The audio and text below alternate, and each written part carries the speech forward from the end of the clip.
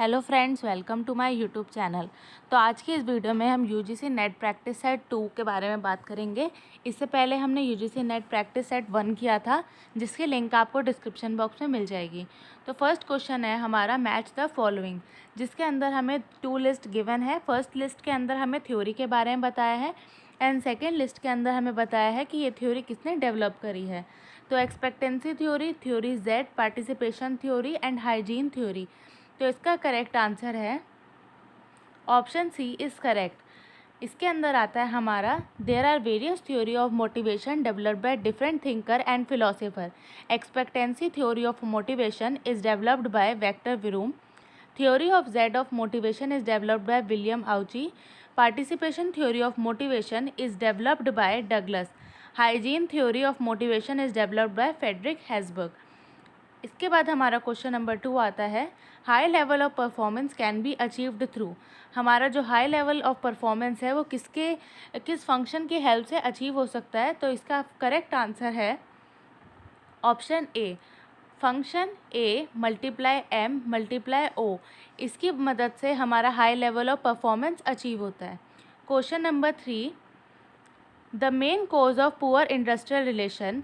जो हमारा main cause होता है जिसकी वजह से हमारा पुअर इंडस्ट्रियल रिलेशन हमारा बिल्कुल बैड होता है, तो उसका रीज़न क्या है। उसके हमें ऑप्शन है mental inertia on the management and labour, indiscipline, inter union rivalries, inadequate welfare facilities. तो इसका करेक्ट आंसर है option A is correct, mental inertia on part of management and labour. अगर हमारे मैनेजमेंट एंड लेबर के बीच में अच्छी bonding नहीं होगी, उनके बीच में अच्छा रिलेशन नहीं होगा, तो हमारा ये एक मेन कॉज है हमारे इंडस्ट्रियल रिलेशनशिप का। Question number 4, according to Herzberg which of the following may regard as hygiene maintenance factor. According to Herzberg के हिसाब से इनमें से कौन सा हाइजीन और मेंटेनेंस का इम्पॉर्टेंट फैक्टर है। Working condition, salary, company policy and D option is all of the above. तो इसका करेक्ट आंसर है D option, all of the above. Frederick Irving Herzberg was an American physiologist who became one of the most influential name in business management. He is most famous for introducing job enrichment and motivator hygiene theory. इसके बाद आता है हमारा question number 5। इसके अंदर हमें 2 statement given है। इसके अंदर हमें बताना है कि दोनों स्टेटमेंट सही है, दोनों स्टेटमेंट गलत है। First statement is correct and D option में है first statement is incorrect. Statement 1 के अंदर है capital adequacy norm help bank in strengthening their capital base and second statement is capital adequacy norm help bank in sanctioning more loans. Correct option is option A. It is measure of bank capital. It expressed as percentage of bank risk weighted credit exposure. जो हमारा capital adequacy norms होता है उसको हम किस तरह से calculate करते हैं, tier 1 capital plus tier 2 capital divide by risk weighted assets. इसको हम दूसरे नाम से, इसका दूसरा नाम होता है capital to risk weighted assets ratio. ये इसका मेन एम होता है कि ये प्रोटेक्ट करे डिपॉजिटर को, डिपॉजिटर के इंटरेस्ट को प्रोटेक्ट करे और प्रमोट करे स्टेबिलिटी को और कंपनी के अंदर फाइनेंशियल स्टेबिलिटी लेकर आए। इसके बाद हमारी फर्स्ट स्टेटमेंट बिल्कुल सही है और सेकंड स्टेटमेंट के अंदर आता है कि इसके अंदर क्या होता है, कैपिटल एडिक्वेसी के अंदर बैंक को हेल्प मिलती है कि वो ज़्यादा से ज़्यादा लोन को सैंक्शन करता है। The capital adequacy ratio is measurement of banks available capital expressed as a percentage of a bank risk weighted credit exposure. The capital adequacy ratio, also known as capital to risk weighted assets ratio, is used to protect depositor and promote the stability and efficiency of financial system around the world. Question number 6, assertion. Assertion हमें मिली है management is continuous process involving the integration of all function. Reason, managers first plan then organize and finally perform the function of controlling. ये हमें assertion है, उसके बाद हमें reason मिला है। इसके अंदर ऑप्शन में फर्स्ट ऑप्शन है कि both assertion and reason are correct. Reason is correct explanation for assertion. B option is both assertion and reason are correct but reason is not the correct explanation for assertion. C option assertion is correct but reason is incorrect. D option assertion is incorrect but reason is correct. Now answer is option A is correct. Both assertion and reason are correct and reason is correct explanation for assertion. अब इसके explanation में आता है management is ongoing process. जैसे कि हमारा management जो होता है वो ऑनगोइंग प्रोसेस होता है, जिसके अंदर जो हमारा फर्स्ट फेज़ होता है वो आता है हमारा प्लानिंग, और लास्ट स्टेज के अंदर आता है कंट्रोलिंग. ये प्रोसेस हमारा चलता रहता है. इसके अंदर आता है मैनेजमेंट स्टार्ट करता है with the setting up of objective for organization, which is followed by planning for achieving those objective. Then come organizing in order to initiate those plan, which is followed by controlling to check the effectiveness of the plan. This take us to first step, that is planning. Therefore management is continuous process. जो हमारा management होता है वो एक continuous process होता है. जिस तरह से हमारा फर्स्ट फेज़ होता है प्लानिंग, उसके बाद हम अपने सारे ऑब्जेक्टिव्स को अचीव करते हैं, and last stage is controlling. और उसके बाद हम ये देखते हैं कि हमारे जो ऑब्जेक्टिव्स हैं वो पूरे हुए हैं, और उसके बाद हम चेक करते हैं इफ़ेक्टिवनेस ऑफ प्लान. तो ये हमारी असर्शन बिल्कुल करेक्ट है. Reason, manager first plan. जो मैनेजर होते हैं वो सबसे पहले प्लान करते हैं, फिर उसको ऑर्गेनाइज करते हैं, और लास्ट में हमारा परफॉर्म करते हैं फंक्शन ऑफ कंट्रोलिंग. तो ये दोनों ही करेक्ट है, और रीज़न इसका करेक्टली एक्सप्लेन कर रहा है हमारी असर्शन को. Question number 7.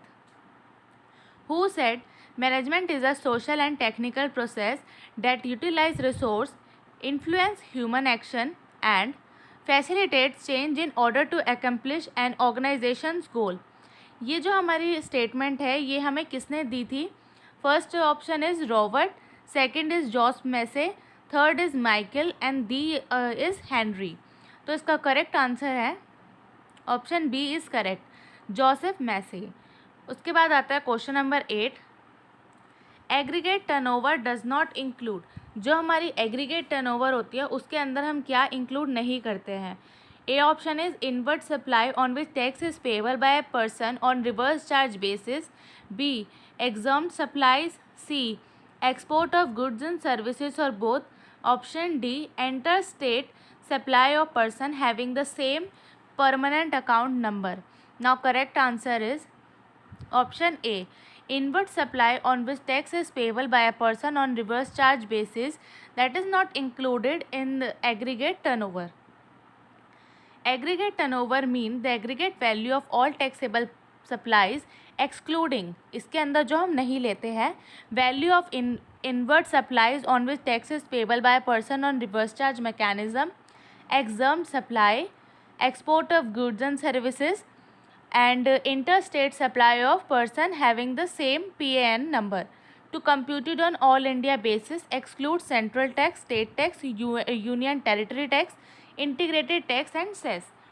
What is reverse charge? तो इसके अंदर आता है हमारा रिवर्स चार्ज. क्या होता है? Normally the supplier of goods and services pay the tax on supply. In case of reverse charge, the receiver become liable to pay the tax. The chargeability gets reversed.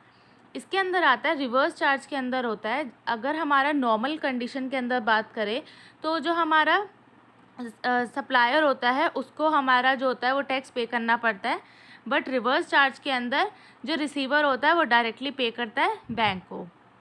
ये हमें diagram है, इसके अंदर बताया हुआ है जो रिसीवर है वो सप्लायर को पेमेंट करेगा विदाउट जीएसटी, और जो रिसीवर है वो डायरेक्ट डिपॉजिट करेगा GST with government on behalf of supplier. Question number 9. Calculate the gross annual value for the following detail. इसके अंदर हमें म्यूनसिपल वैल्यू दी हुई है 45,000, fair rental value 50,000, standard rent 48,000, actual rent 42,000. तो इसका करेक्ट आंसर है option number B 48,000. तो ये हमारा किस तरह से आया है उसको हम कैलकुलेट करते हैं. फेयर रेंट, इसके अंदर हमारा आता है fair rent and municipal value. इन दोनों में से जो भी हमारा हायर होगा ए और बी में हम उस वैल्यू को लेंगे जो कि हमारा है 50,000. उसके बाद हम option number C and standard rent, इन दोनों में से जो भी हमारा लोअर वैल्यू होगी हम उसको कैलकुलेट करेंगे 48,000. इसके बाद हम एक्चुअल रेंट और हमारा जो एक्सपेक्टेड रेंट है उसमें से जो भी हमारा हायर होगा हम उसको लेंगे, डैट इज़ 48,000. हमारा 48,000 करेक्ट आंसर है. Question number 10. Assertion. Private location process lead to a change in management with change in ownership. Reason, change in management is not necessary condition for the process of privatisation. इसका correct answer है B option. A is correct but R is incorrect. जो हमारा private location होता है उसके अंदर हमारा change in management होता है, जिससे हम ओनरशिप भी उसके साथ में चेंज होती है।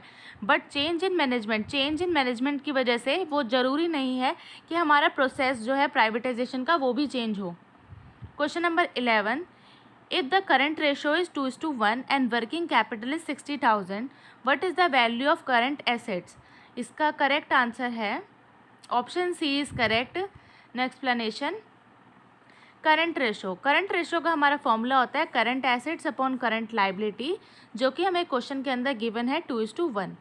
तो उसके बाद हम इन वैल्यूज़ को पुट करेंगे, क्रॉस मल्टीप्लाई करेंगे। Current assets is equals to two times of current liability. Now हमारा वर्किंग कैपिटल का फॉर्मूला होता है current assets minus current liabilities. इस क्वेश्चन के अंदर हमें वर्किंग कैपिटल गिवन है 60,000, C A minus C L is equals to 60,000। इसके बाद हम अपनी फर्स्ट इक्वेशन का यूज़ करके इसके अंदर पुट कर देंगे 2CL minus CL is equals to 60,000। तो हमारी करंट लाइबिलिटी की वैल्यू आती है 60,000 और करंट एसेट जो है वो हमारी 2 टाइम्स है करंट लाइबिलिटी के। 60,000 का हम 2 टाइम्स करेंगे, डैट इज़ 1,20,000। 1,20,000 हमारा करेक्ट आंसर है। Question number 12, which of the following transaction change the current ratio? इनमें से कौन सी ट्रांजेक्शन जब हम करेंगे तो इसकी वजह से हमारे करंट रेशो के अंदर चेंज आएगा? Correct answer is B option, plant acquire on account. When plant is acquired on account, the fixed assets would increase and there would be increase the creditor amount, hence the credit ratio would decrease. इसके अंदर है जब हम plant खरीदते हैं तो उसके अंदर हमारे जो फिक्स्ड असेट्स है वो इंक्रीज़ होगी और जो हमारे क्रेडिटर भी साथ में इंक्रीज़ होंगे, इस वजह से हमारे करंट रेशियो के अंदर डिक्रीज़ आएगा। बट अगर हम ऑप्शन सी की बात करें, गुड्स सोल्ड ऑन क्रेडिट, इसमें है when goods sold on credit the stock would decrease, इस वजह से हमारा जो स्टॉक है वो डिक्रीज़ हो जाएगा और डेब्टर्स जो है वो इंक्रीज़ हो जाएंगे, hence there would be no effect on current ratio. Question 13, group 24 is specialised body of. जो ग्रुप 24 है वो किसकी स्पेशलाइज्ड बॉडी है? UNO, G77, G7, UNDP।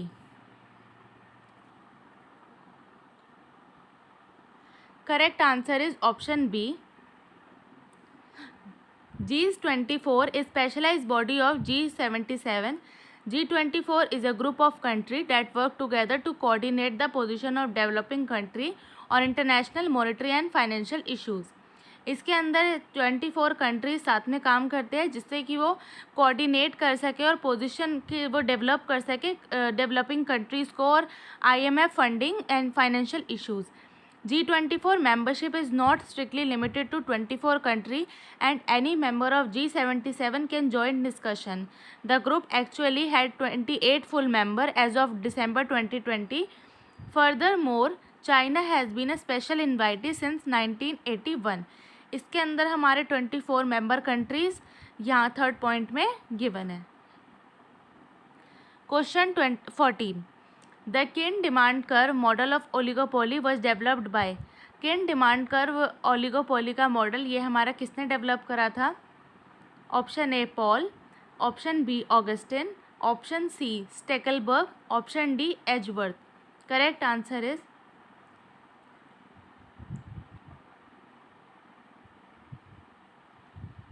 correct option is A.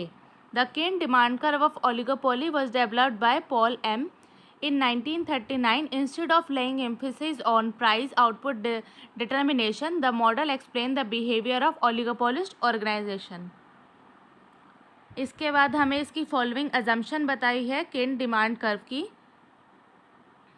Question 15, LBOR is term used for. LIBOR जो term है ये किसके लिए यूज़ करी जाती है? Deposit rate in European market, interest rate in euro currency market, deposit rate applicable to interbank loan in London, interest rate in euro bond market. तो इसका करेक्ट आंसर है option C, deposit rate applicable to interbank loan in London. इसकी full form है London interbank offered rate. It is benchmark interest rate at a major global bank lend to one another in the international interbank market for short term loan. तो आज की इस video में बस इतना ही। अगर आपको मेरी वीडियो पसंद आई हो तो प्लीज़ लाइक करें और मेरे चैनल को सब्सक्राइब करें। इस PDF की लिंक आपको डिस्क्रिप्शन बॉक्स में मिल जाएगी। Thank you.